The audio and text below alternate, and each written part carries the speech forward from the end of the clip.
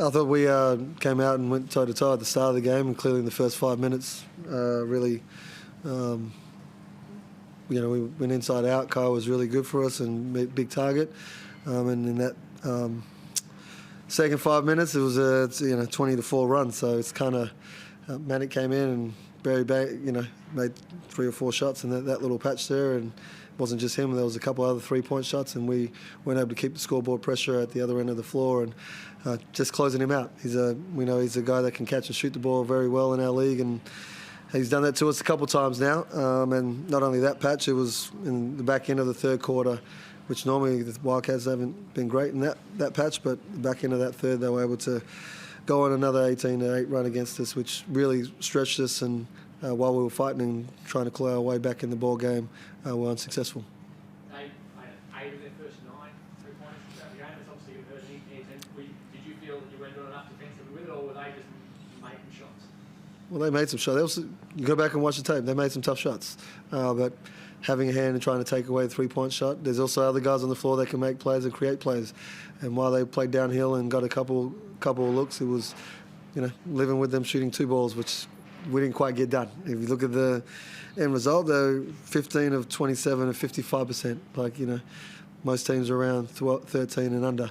So 15, but they had 13. They had 11 at halftime. So, it's one of those things continue to work on. You talked about the big fella to start. He dropped a couple of baskets and a couple of big plays. But how much is, considering what went after, trying to ignore what happened afterwards, how much is the 2 early fouls and having to bench him change that game early on? Because they really struggled defensively before that.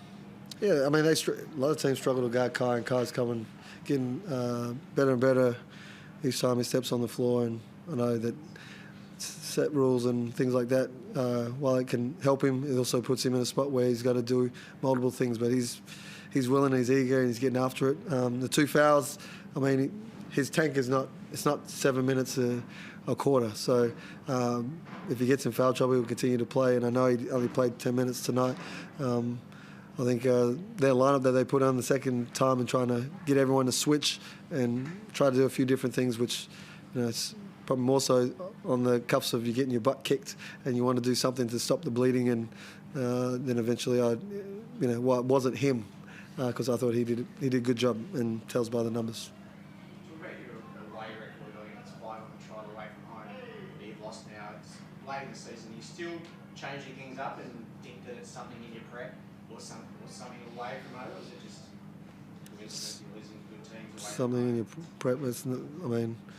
We've been on the road for a while. I mean, we've been at home and we've been on the road. We lost to New Zealand. Obviously, we lost to Cairns, and that was a game that we had in our grasp. So the Jack Jumpers game got away from us again down the stretch. So this game here we were in it, and then by the end of the first quarter, we were playing catch-up and a bigger deficit than any other game that we've been in. So it's not changing prep. Again, we played a couple games pretty quick, and the quick turnaround, and I mean, that's for every team around here. It's being prepared and understanding what we're doing.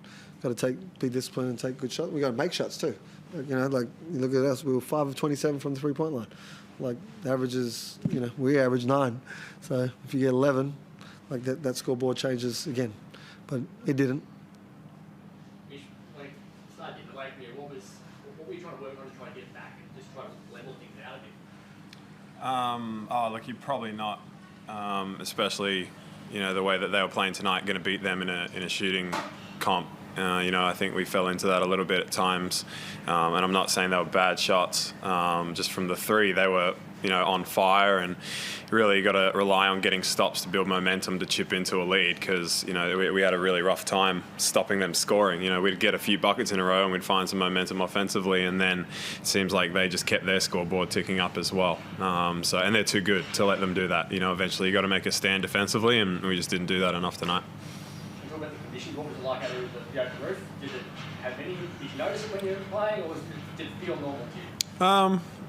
Look, I don't want to take anything away from the experience. It must be cool. I didn't feel like it impacted anything, and it was a packed crowd in Perth. It's been like that for a long time. So I thought it was a cool experience. It was cool in the pre-game, but I didn't feel a difference in the game at all. Coach, what were you able to do after quarter time, free Robert up? He didn't score first quarter that went nuts in that second one? What changed? His mindset. Yep. If that's as simple as that was his mindset.